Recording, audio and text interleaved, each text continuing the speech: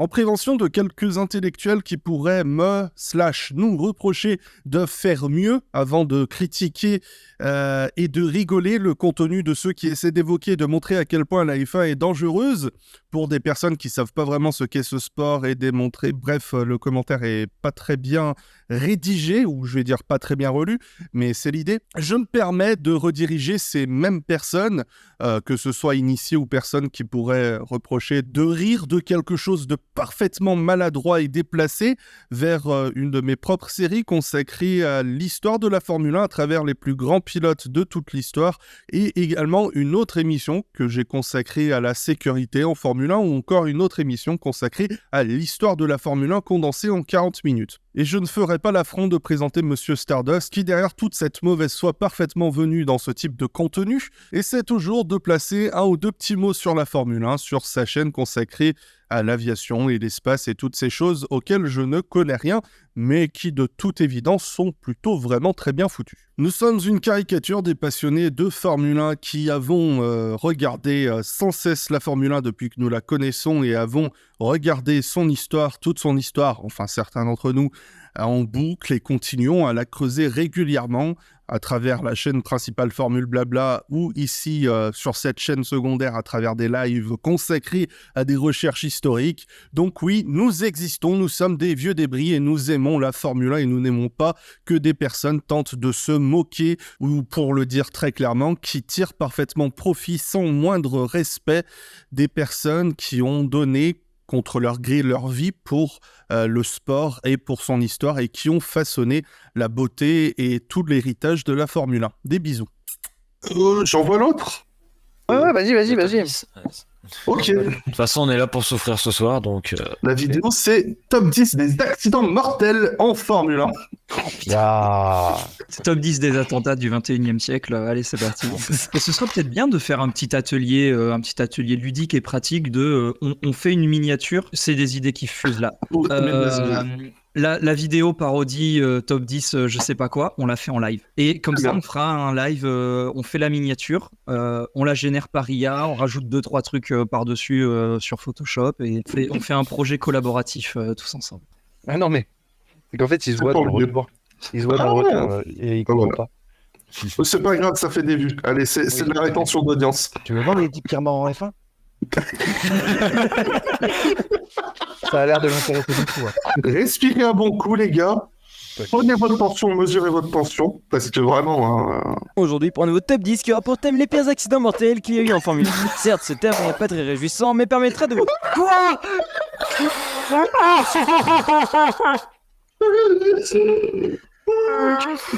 Non.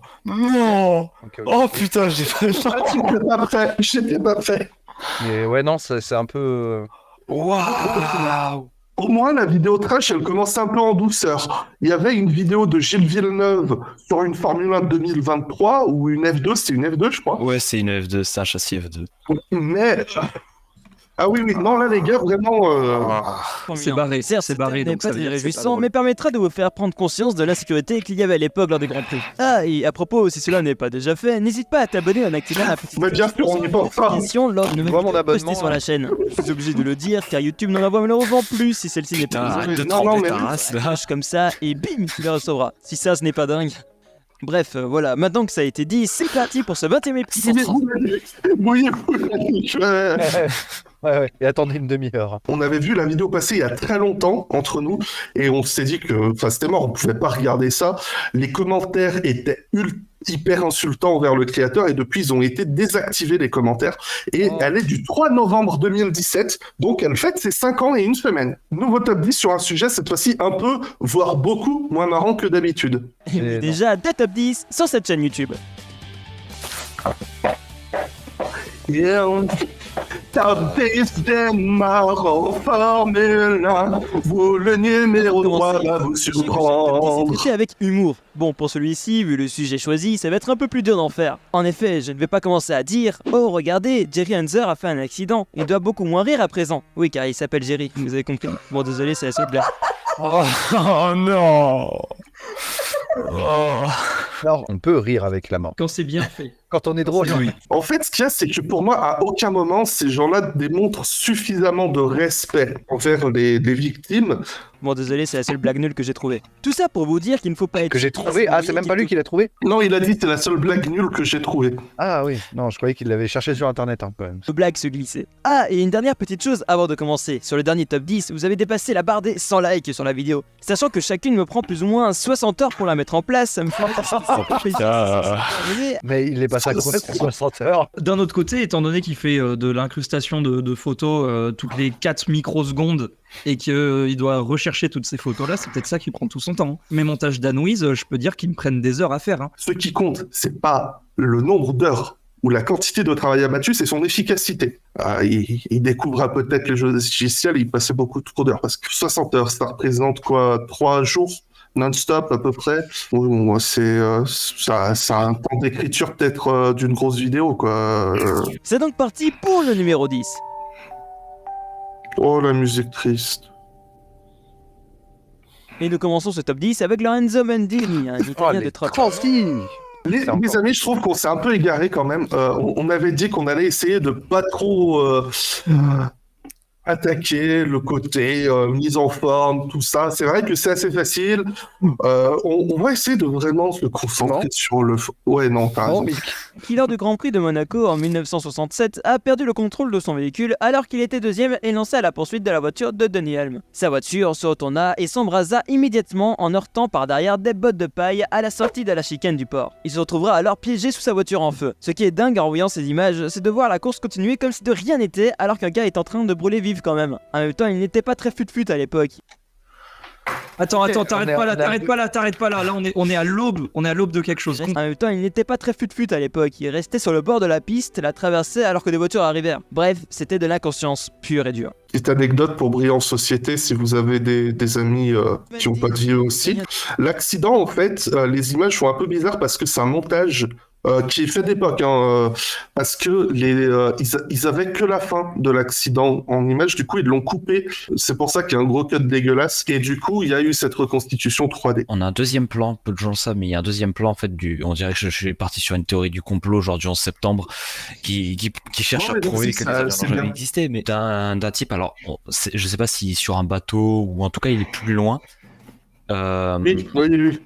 En gros, on voit la voiture arriver, un panache de fumée se lever, et ensuite le carton juste derrière. Et du coup, on pense qu'en fait, il avait tapé au niveau de la chicane, parce qu'à l'époque, c'était un gauche-droite rapide, qu'il avait tapé à l'intérieur de la chicane, à l'arrière de la voiture, et que du coup, ça l'avait envoyé dans les ballots de paille. Je trouve que t'expliques trop, il n'y a pas assez de blagues là, s'il te plaît. Ouais, c'est pas drôle. On peut dire qu'il avait le feu aux fesses. Il est mort, c'est ballot de paille. Oh merde.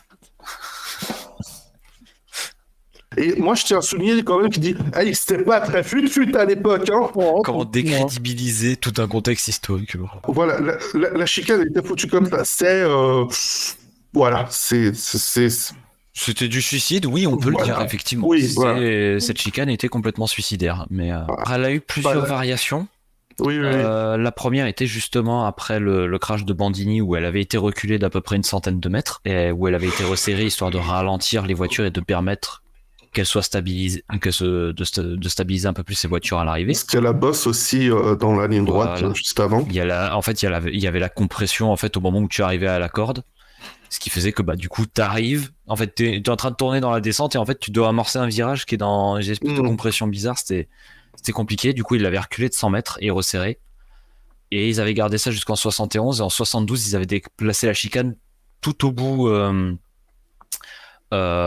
juste avant le bureau de tabac, en fait juste avant la remontée qu'empruntaient les Formule E il y a quelques années pour l'E-Prix de Monaco, et pareil ils avaient fait un gauche-droite tout oscillant, mais juste avant le bureau de tabac, avant de changer et d'adopter, de reprendre la chicane telle qu'on la connaît, telle qu'on l'a connue dans les années 80, tout ça, où c'était à nouveau le gauche-droite rapide. Ouais, parce que les pilotes, maintenant, ils étaient moins cons. Jochen Rindt.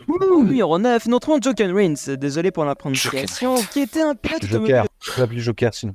Jochen. L'Autrichien. Alors, non, mais j'ai entendu tout. J'ai entendu Joshin aussi. Non, Joshin. C'était dans un commentaire d'époque, il disait Joachim Randt. Pourquoi pas? L'Autrichien. Celui-ci L'Autrichien, est très voilà. affecté par la mort successive de ses anciens coéquipiers Bruce McLaren et Pierce Courage. Désolé. Enfin, courage, c'est difficile Ouais. à dire en plus. Hein. Bruce McLaren et Pierce Courage. Non, mais attends, McLaren, déjà, c'est un nom, personne connaît, personne n'a jamais entendu ce nom, donc c'est pas un Genre, nom connu, tu vois, déjà. Et puis, courage, franchement, les Français, ils savent pas dire courage, c'est trop compliqué comme mot, on l'utilise pas, donc... Ils étaient chez Cooper, McLaren et... Ouais, peut-être en 65. Mais je sais pas s'ils ont déjà été équipiers, McLaren et Rindt et Courage. Ils étaient Ouais. peut-être amis, mais j'ai pas le Je dis souvenir. pas qu'ils Alors, je sais qu'ils étaient potes. Le pilote s'inquiétait d'ailleurs de plus en plus de la sécurité des voitures. Ses craintes étaient également relayées par sa femme Nina, présente sur Oh, toutes les l'image courses. Ils se d'archive, là. disputèrent d'ailleurs beaucoup sur le Qui sujet, tremble, si en bien plus. que Jock Wins lui promit d'abandonner la Formule 1 au soir de son titre mondial qui semblait assuré vu l'avance qu'il avait vis-à-vis des autres pilotes. Malheureusement pour lui, le 5 septembre 1970, lors des essais libres, il perd le contrôle de Ah son putain, en plus il est pas français. Waouh. Waouh. Franchement, perd le contrôle de sa Lotus et s'encastre sous un rail de sécurité. Il est grièvement blessé Non. au cou et son décès sera officialisé quelques heures plus tard. La cause de l'accident serait due à une défaillance du système de freinage. Mais vu l'avance qu'il avait sur les autres, il sera déclaré champion à titre posthume avec 5 points de plus. La musique. Oh, la musique. Je l'entends pas parce que le son est tellement faible. Là, je suis remonté On un est peu. sur de la bonne house là, bien. Castre sous un rail de sécurité. Il est grièvement blessé au cou. Et son Drop décès the beat, sera drop the officialisé beat. quelques heures plus tard. La cause de l'accident serait due à une défaillance du système de freinage. ah oui. Ah, j'ai peur. Nous nous retrouvons pour ce numéro 8 un an plus tard, soit en 1971, avec Il est Joseph Siffer. Découvrez le plumeau Swifting. Non, mais non. Ah, c'est chaud. A few moments later. Il m'a eu premier degré, il m'a eu. Puisqu'après après avoir disputé Et 42 après courses dû en faire une dernière. Il ne s'agissait en réalité pas d'une vraie Pourquoi Schumacher? C'est même pas Schumacher. Mais c'est. Ça, Bad mais Work ça, ou- Non, c'est un truc d'hier, regarde le casque. C'est un autre. Ouais, on dirait un C'est un truc dessin d'IA. d'IA. Non, mais un c'est il y a dessin. 5 ans, les IA étaient clairement pas. C'est ça, c'est pour ça, c'est que les IA, il n'existait pas à l'époque. C'est un dessin. C'est un dessin, ouais. C'est un dessin ou un filtre Une bizarre carte, dégueulasse sur ouais. l'image. En tout cas, c'est pas mais d'une possible. épreuve de Formule libre ouverte aux monoplaces de Formule 1 et de Formule 5000 pour fêter le deuxième titre de Oula, champion oula, du oula. monde de Jackie Oula. Stewart. Malgré Arrête de trembler l'image, putain. Ouais. Ah, les images font Parkinson, Franchement, c'est horrible. insupportable, hein, vraiment. Malgré qu'il ne voulait pas, vu son épuisement, il y alla tout de même et il n'aurait pas dû. En effet, John Stursey, qui le suivait à 2 secondes, Quoi? Que John Stursey Alors, C'est qui ça, Mike Lépine? mais je me permets un conseil à n'importe qui souhaite se lancer dans la création de contenu sur Internet, que ce soit du podcast, de la vidéo Vicnet est mort.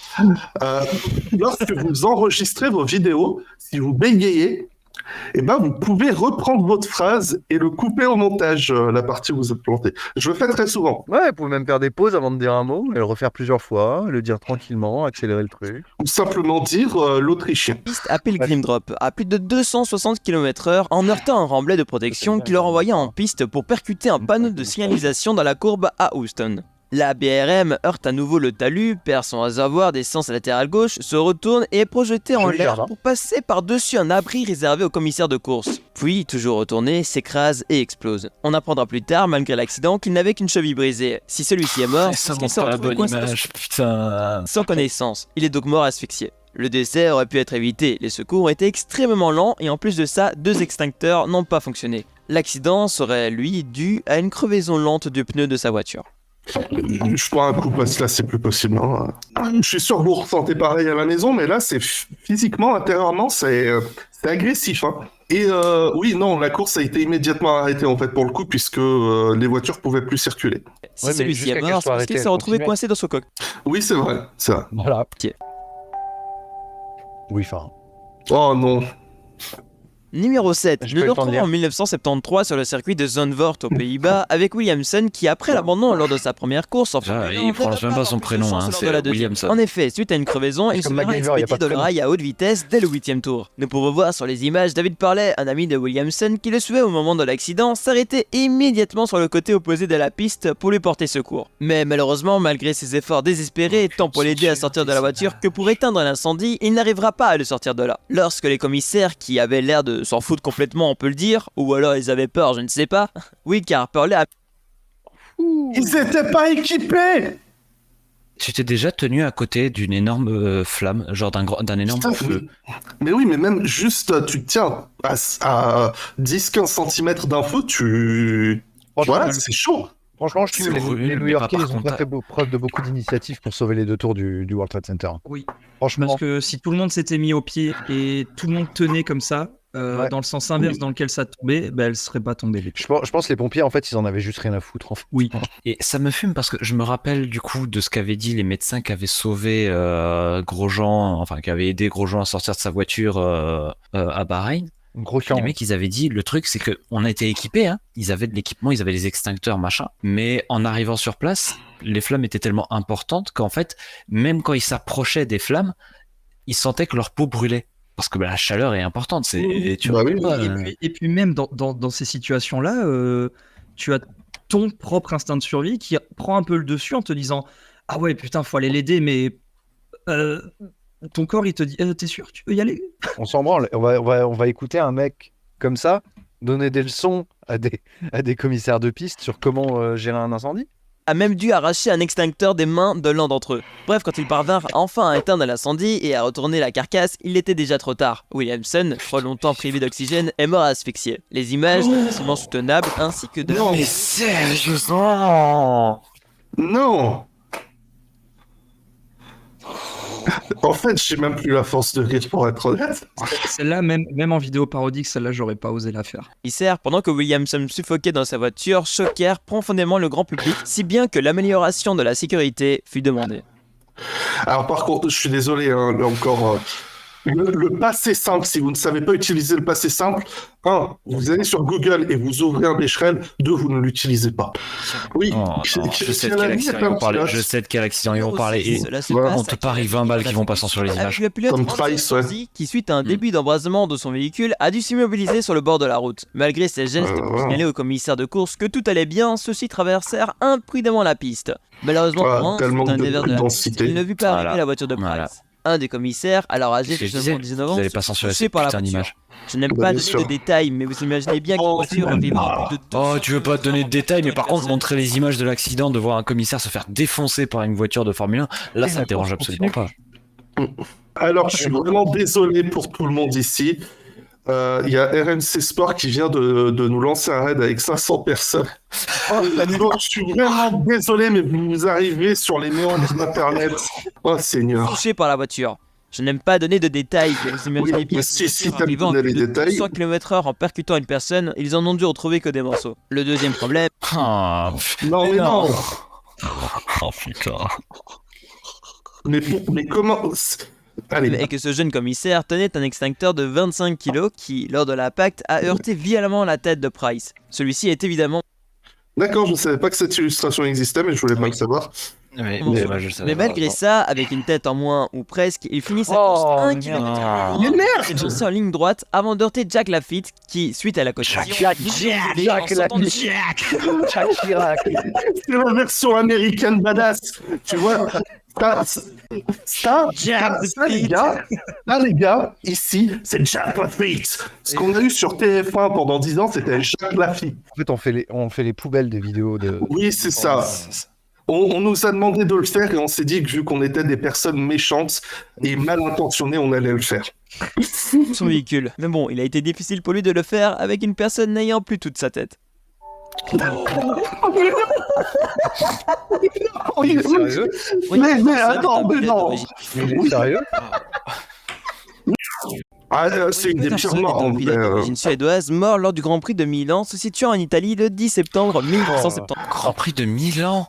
Déjà, pour qualifier le Grand Prix de Monza de Grand Prix de Milan, c'est vraiment que tu connais que dalle à la F1, je pense. Là, vraiment, c'est le signe ultime. Peterson est un pilote d'origine suédoise mort lors du Grand Prix de Milan, se situant en Italie le 10 septembre 1978, alors qu'il était assuré mathématiquement d'avoir le titre mondial. En effet, le départ de l'épreuve est donné alors que Ouais, la donc, voiture en dernière non, ligne. mais là, il n'y a rien. Non, mais c'est du bullshit de A à Z. Ronnie Il y en Peterson. a un sans pole position. Devant une Toro Rosso et une Racing Point. J'admets que ce qui me choque le plus, c'est qu'il dit, sans trembler de la voix, que Ronnie Peterson était assuré mathématiquement du titre mondial, alors que justement, c'était tout l'inverse. Pour ceux que ça pourrait intéresser le contexte historique, c'était la saison où les Lotus... allez, je dans quoi les premières Lotus à effet de sol, pour ceux que ça intéresse un peu, on est revenu un peu à l'effet de sol. Il y a de la poussière, je suis désolé.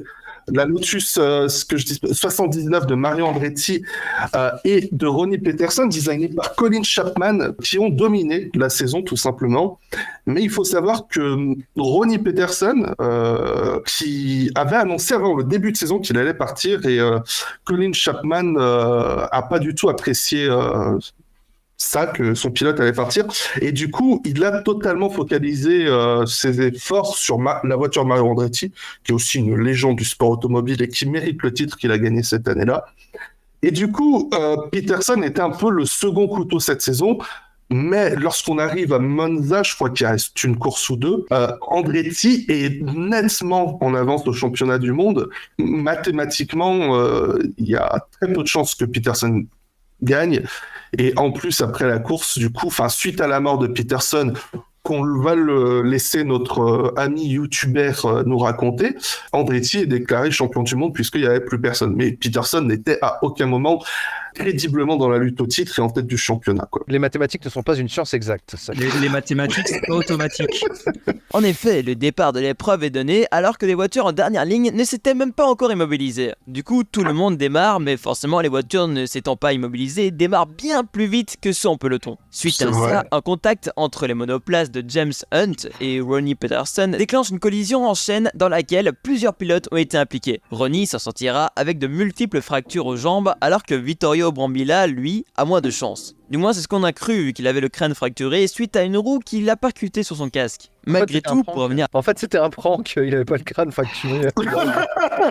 En fait, il n'était pas mort. Tout de même été transporté d'urgence à l'hôpital où il a subi une opération pour réduire ses fractures. Malheureusement, son état de santé se dégradera durant la nuit suite à des masses graisseuses provenant de ses os fracturés, passant dans son sang, ce qui forma une embolie qui bloqua le fonctionnement de ses organes vitaux. Il mourra le lundi matin suite à une insuffisance rénale à l'âge de 34 ans. Le mec est allé chercher du coup toutes les informations.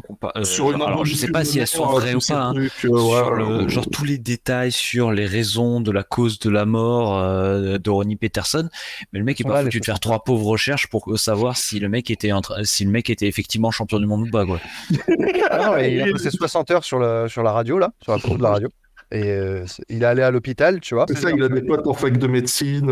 Voilà, il a fait. Tu peux me faire une IRM du pied, c'est pour une vidéo sur Ronnie Peterson au Grand Prix de Milan. Et du coup, il a peut-être fait ça les 60 heures en fait. Oh merde, pas la faute. Là, on a tout le Québec en position latérale de sécurité. Ouais. Allez, c'est pas grave, ça arrive. On fait tous des fautes. Il n'y avait pas assez de place, la police était trop grosse. Numéro 4, cela s'est passé sur le circuit de Zolder en Belgique avec Gilles Villeneuve, furieux de Pironi, son coéquipier, suite à la dernière course car celui-ci avait réussi à le dépasser après un long duel. Gilles était très en colère et donc déterminé à prendre sa revanche et cela commença à délécher. Les ablutés. Non, là, ça s'enchaîne trop, il y a trop de trucs, c'est exceptionnel. Tu es Gilles Villeneuve, c'est toi. Non, mais l'enchaînement, il est grave, là, surtout après, ça passe sur les livres de Monaco. Cela commença à dès les qualifications. Est-ce qu'on peut en profiter au moins pour se replonger dans cette belle époque qui était la Formule 1, où il y avait Will Stevens, Roberto Meri... Roberto Meri, on s'en rappelle, hein, c'est...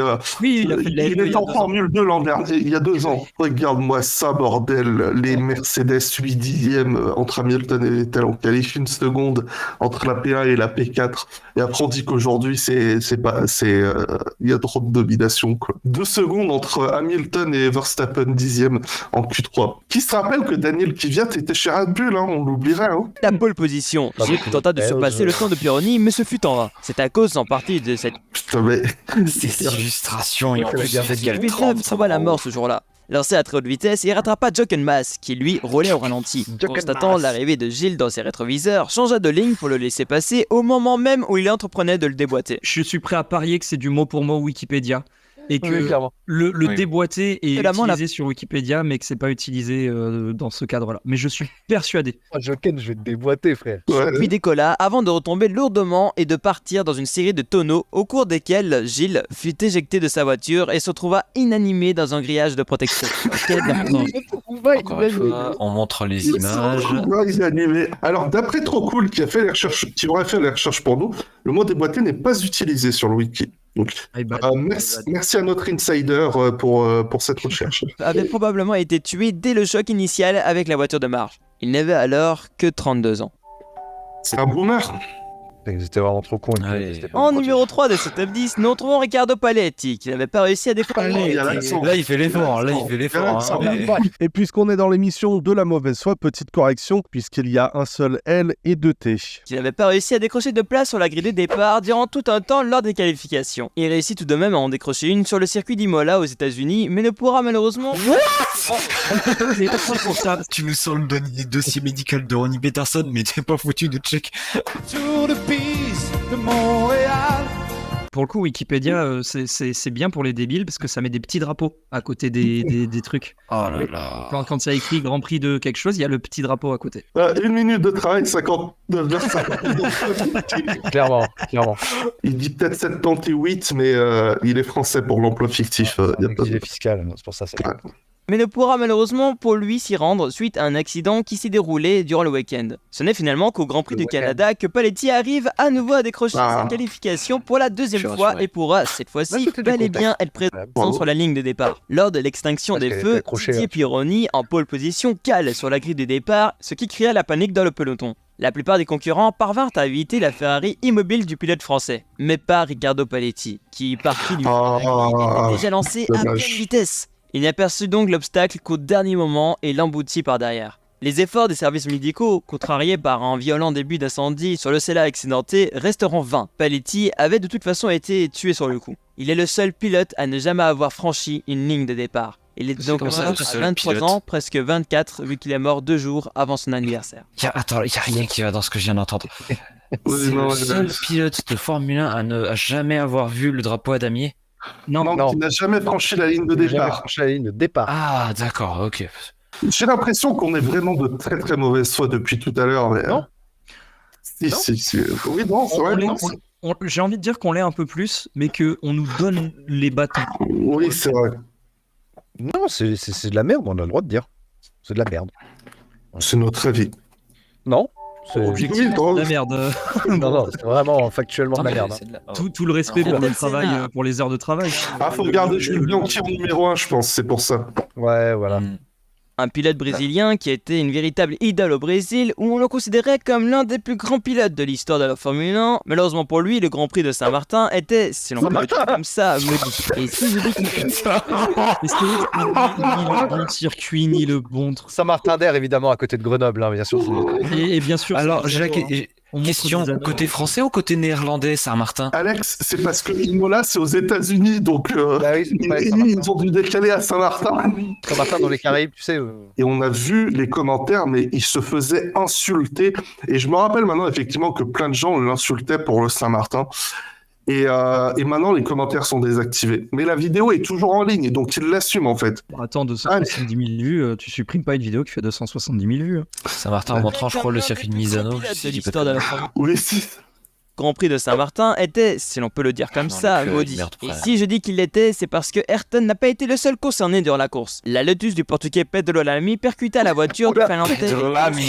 Les dé- Vous connaissez le célèbre joueur de foot Cristiano Ronaldo.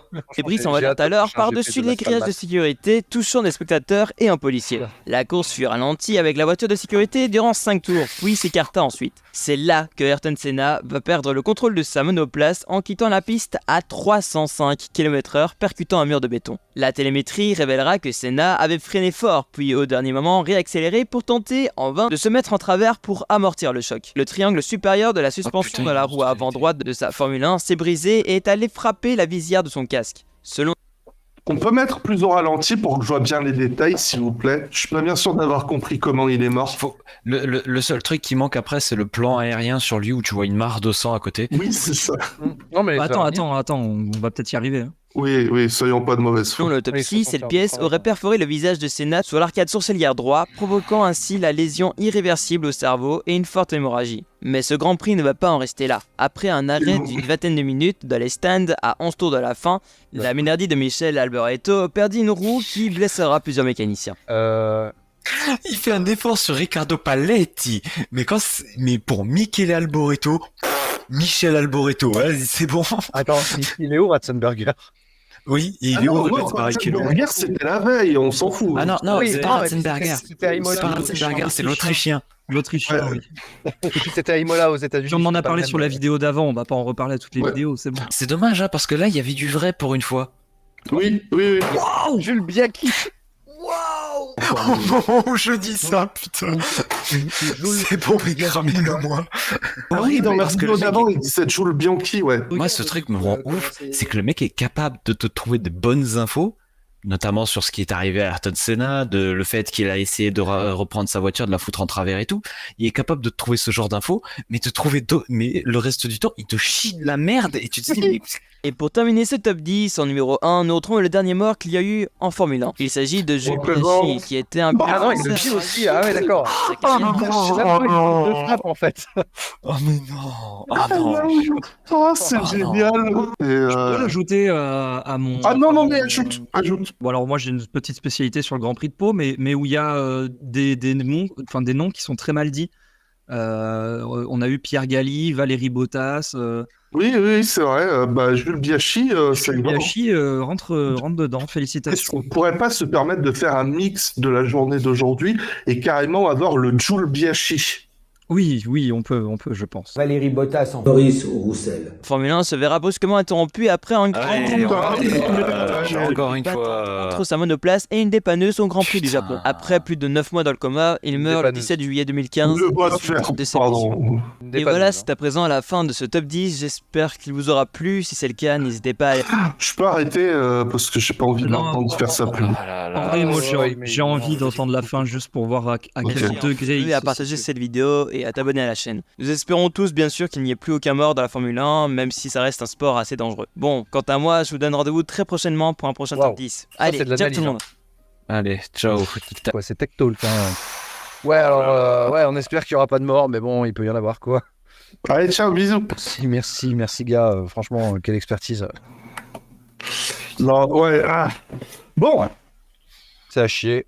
Malheureusement, c'est la majorité de ce qu'on trouve sur TikTok, sur les shorts, etc. quoi. Et avec Net qui s'est mis dans une position de psy. Parce Ouais, qu'il a je suis en besoin PLS. d'extériorer. ouais. Bon, là, on est avec un énorme handicap mental à l'heure actuelle. Du coup, il faudra vraiment qu'on fasse ce live où on crée une vidéo de A à Z top 10. Enfin, je propose qu'on recoupe ça avec une idée qu'on avait déjà eue de faire le top 10 des victoires de Valtteri Bottas. La vraie expérience, ce serait de refaire une vidéo comme ils ont fait là, Ouais. mais essayer d'y arriver en 60 heures. Genre, réellement passer 60 heures sur la vidéo tout en étant aussi mauvais. Cette vidéo est faite par un amateur, ne refaites pas ça chez vous. Alors, en fait, en vrai, si vous avez envie de parler de vos passions, mais on s'est fait. La seule chose, faites pas les trucs à l'arrache.